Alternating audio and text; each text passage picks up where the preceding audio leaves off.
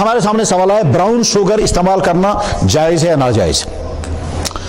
एक आदमी कहेगा कि साहब मुझे कुरान में दिखा दीजिए, अगर ब्राउन शुगर वहाँ हराम लिखा होगा तो मैं मानूंगा, या अल्लाह के नबी का खुला हुआ इरशाद बताइए, हुजूर ने फरमाया है ब्राउन शुगर इस्तेमाल करना हराम है, तो मैं मान लूंगा। अगर अल्लाह ने और अल्लाह के नबी ने नहीं फरमाया तो मैं ब्राउन शुगर को हराम मानने के लिए तैयार नहीं। बाज़ाहिर सवाल बहुत ज़बरदस्त है ये, लेकिन जब हम फैसला करेंगे, यानी फ़िक़्ह की रोशनी में जब इस पर इज्तिहाद किया जाएगा, तो क्या करेंगे कि साहब पहले ये देखेंगे कि ब्राउन शुगर का इस्तेमाल क्यों होता है। कि ब्राउन शुगर का इस्तेमाल इसलिए होता है कि उसकी वजह से बॉडी के अंदर कुछ हो जाता है। ये जो कुछ हो जाता है उसका नाम क्या है, कि उसको देखेंगे हम, वो है क्या चीज़, कहता है उसका नाम है नशा।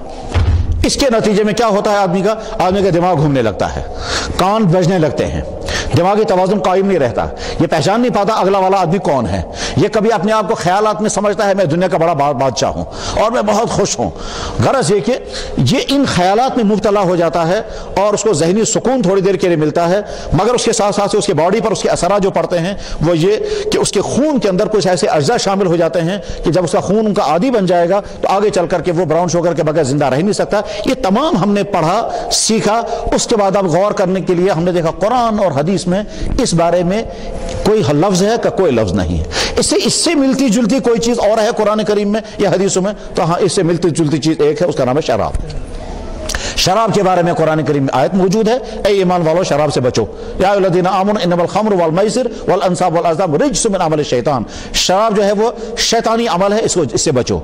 अहादीस में अल्लाह के नबी अलैहि सल्लल्लाहु अलैहि वसल्लम ने शराब को हराम किया और साथ में फरमाया कि हर वो चीज़ जो नशा पैदा कर दे वो हराम है, हर वो चीज़ जो नशा पैदा कर दे वो हराम है।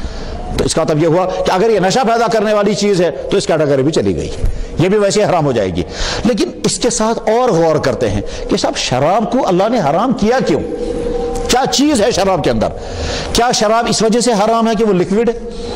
क्या नहीं, लिक्विड की वजह से शराब हराम नहीं हो सकती। लिक्विड तो दूध भी है, लिक्विड तो पानी भी है, लिक्विड तो जूस भी है, लिहाजा लिक्विड की वजह से शराब हराम नहीं हो सकती। फिर क्या शराब इस वजह से हराम है कि वो खट्टी होती है या मीठी होती होगी, हमको तो नहीं मालूम है कि शराब का जायका कैसा है, लेकिन थोड़ी देर के लिए हम कयास कर सकते हैं कि शायद या तो मीठी होती होगी या खट्टी होती होगी।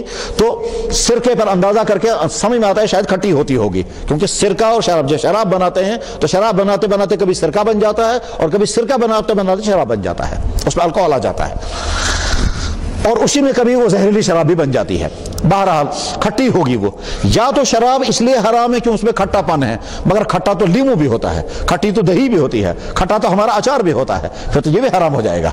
तो इसलिए पता ही चला कि नहीं, सब खट्टेपन की वजह से ये हराम होने वाली नहीं, लिक्विड की वजह से भी हराम होने वाली नहीं। फिर शायद इस वजह से हराम होगी कि उसमें बू आती है।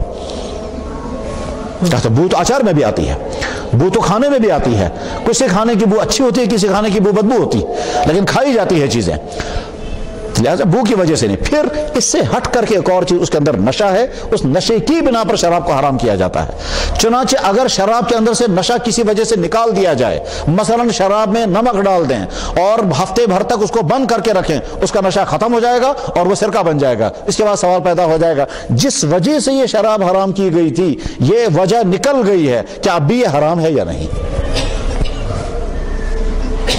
शराब क्यों हराम किया गया? नशे की वजह से।